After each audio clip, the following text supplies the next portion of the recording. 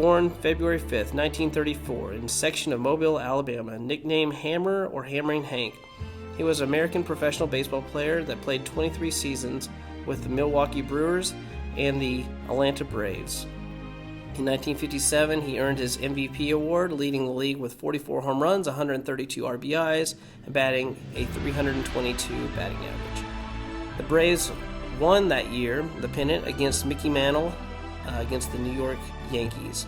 He was the standout of the series, hitting at .393 with 3 home runs and 7 RBIs. In 1963, he nearly wins the Triple Crown, leading the league with 44 homers and 130 RBIs, with a career best of 31 stolen bases. 1970, he becomes the first player to reach 500 home runs and 3,000 hits. In 1974, despite intense pressure and death threats that required constant security, Hank becomes baseball's new home run king with 715 home runs. In 1976, he hits his 755th home run, which Aaron retires at age 42. In 1982, he is elected to the Baseball Hall of Fame on the first ballot, coming 9 votes short of being a first unanimous selection. In 1999, he was honored by the Major League Baseball with the Hank Aaron Award for the top hitter.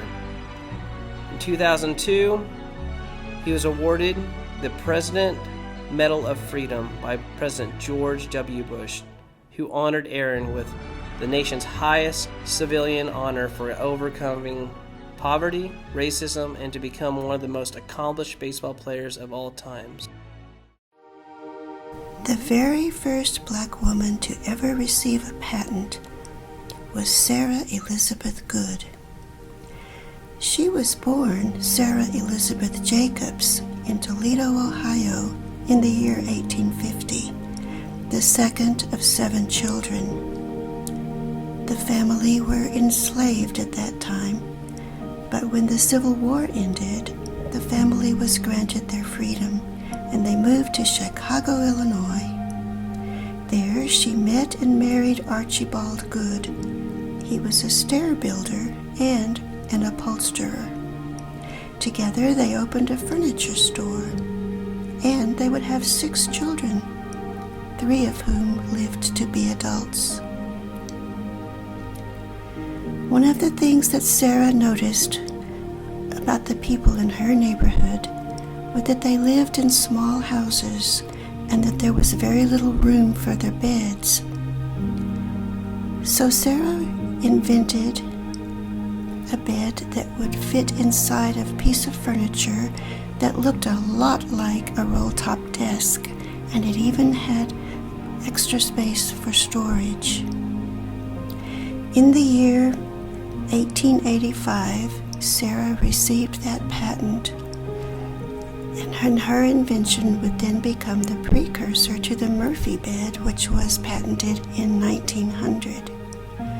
Sarah lived to be 50 years old, dying in the year 1905 after a productive life of helping many, many people.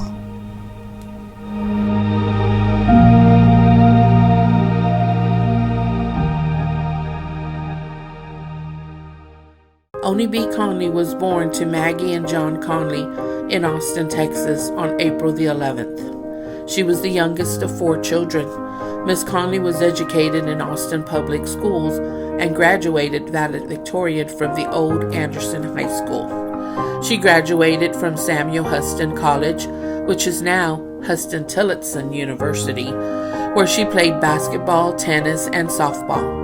She attended the University of Colorado and received her master's degree from Columbia University in New York. Miss Conley was a proud member of the Alpha Kappa Alpha sorority, and she was a career educator who began teaching science and physical education when she was 19. She retired after 43 years with the Austin Independent School District. Her life was dedicated to people.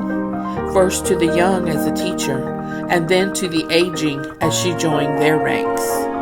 Ms. Conley advocated for the construction of 2 senior centers here in Austin, one which was named for her, Onie B Conley, and Mr. Roy G. Guerrero. The Conley-Guerrero Senior Activity Center opened in 1989 and was the first such center in East Austin. Once Miss Conley saw a need, she'd set her goal, and Miss Conley never gave up.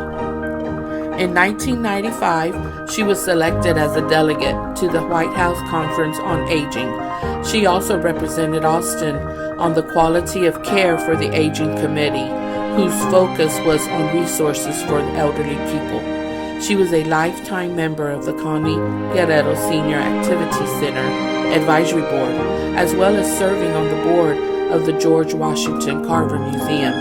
Ms. Conley was a daily active member at the Conley-Guerrero Senior Activity Center until her passing.